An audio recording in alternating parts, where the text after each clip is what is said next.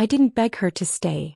The air smelled of rain-soaked asphalt and her perfume, jasmine sharp and lingering, when she walked out, suitcase wheels clattering on the porch. I stood frozen in the doorway, heart hammering, watching her silhouette blur into the storm. She didn't look back. I didn't beg her to stay. I thought she was done with me, her eyes cold as the November drizzle. But 3 days later she was back, mascara streaked, sobbing on my doorstep, begging forgiveness for a betrayal I hadn't yet uncovered. We'd been unraveling for months. Subtle things at first, her phone face down on the counter, notifications silenced. She'd laugh it off, say it was work, her fingers twitching as she changed the subject.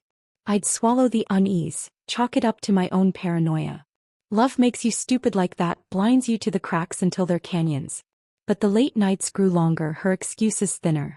Client dinners, she'd say, her smile too tight, her lipstick too fresh at midnight. I'd nod, pretending I didn't notice the way she avoided my gaze, the way her touch felt like an afterthought.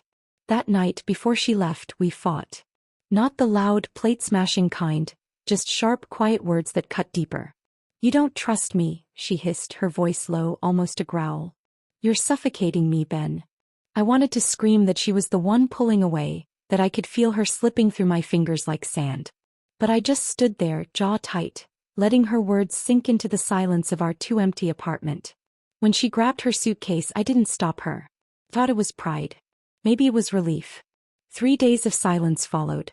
I drowned in it, replaying every moment, every half-truth.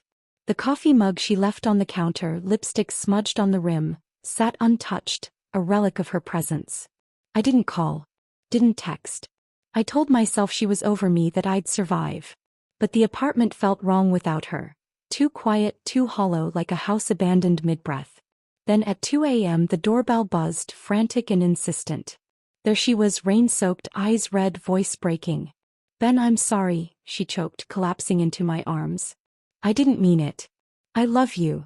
Her words were a lifeline, but her trembling hands, the way she clung too tightly, set my nerves on edge. Something was wrong. More than her leaving, more than the fight. I let her in, my chest tight with a mix of love and dread. She sat on the couch, clutching a mug of tea I didn't remember making, her story spilling out in fragments. "I was confused," she said, eyes darting to the floor. "I needed space, but I was wrong. I swear it's you I want." Her voice cracked, but there was a rehearsed edge to it, like she'd practiced this in the mirror. I wanted to believe her. God, I did.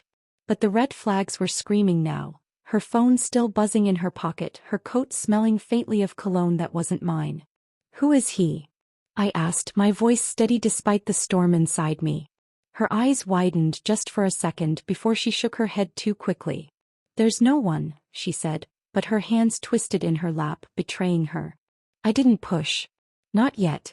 Instead, I watched her sleep that night, her face soft but guarded, even in dreams. The next morning, I found her phone unlocked on the counter. A mistake, or maybe a confession. The texts were a gut punch. "Miss you already," from a contact labeled work. Heart emojis. Late night plans. A photo of her laughing in a bar I'd never been to, his arm around her waist.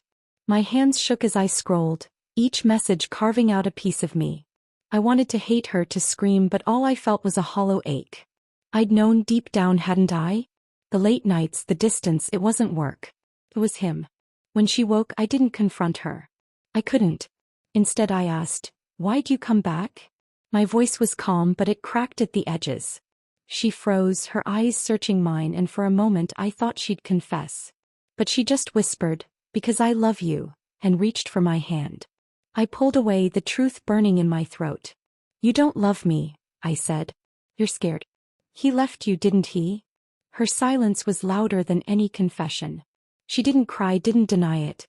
She just sat there, small and exposed as the rain started again outside. I didn't beg her to stay this time either. But as she walked out, suitcase dragging behind her, I realized the betrayal wasn't just hers. I'd betrayed myself, clinging to a love that had been a lie for longer than I'd wanted to admit.